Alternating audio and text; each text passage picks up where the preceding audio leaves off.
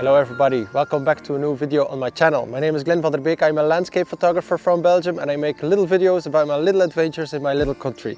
Today we are in Torhout in some local nature just to test out the Laowa 15mm f4 wide angle macro. That's a whole mouthful, but let's jump into the video.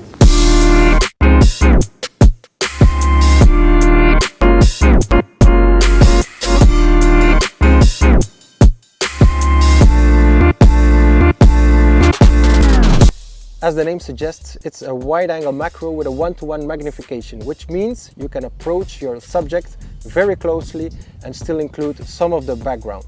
This helps tell the story about where the subject lives or is placed. It is also a completely manual lens, which means there is no autofocus and you have to dial in the apertures yourself.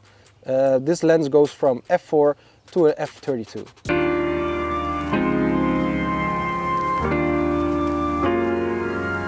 I just photographed this sapling that is growing on the side of the tree in combination with a large tree in the background.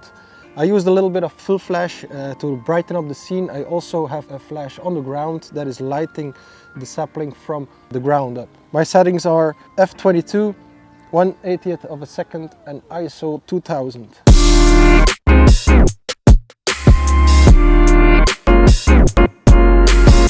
So we have this little sapling growing under the big huge mama tree, let's call it like that. My settings are f22, 1/80th of a second, ISO 2000, 0.1 on 1. So this is not even macro, I think, but just check how close we are to the subject. A little fill flash as well to lighten up, to brighten up the subject. And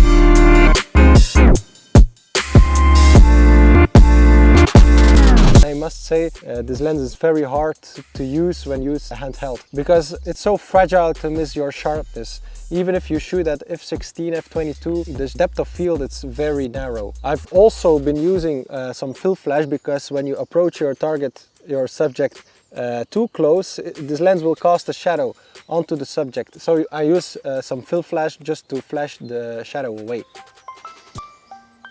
Hallo. Hallo. Ja Glenn, kan een broodje? Ja?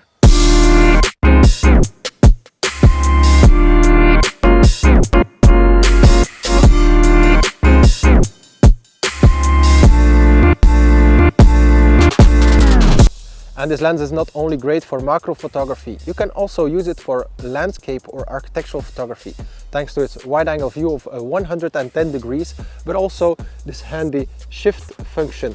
You can move your frame up and down just a few millimeters, but just enough to get those straight lines.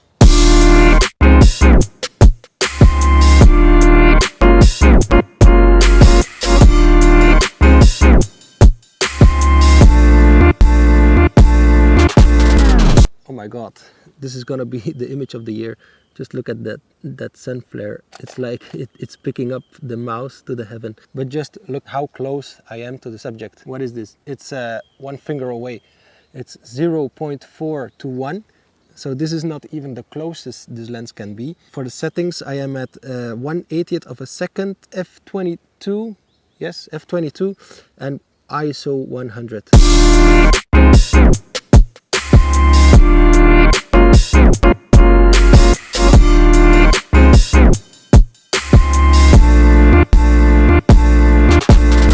I already talked about one drawback of this lens being a shadow that is being cast onto your subject whenever you're too close to it. It is fixable by using some fill-in flash to get rid of the shadow. The other one is whenever you use the lens hood and you're using the shift option, whenever you're going too high or too low, well, the lens hood will become visible. That makes the lens hood usable, but not in every situation. All by all, the photos you get with this lens, it's really unique. There is no other lens, I think, in the market that does what this lens does.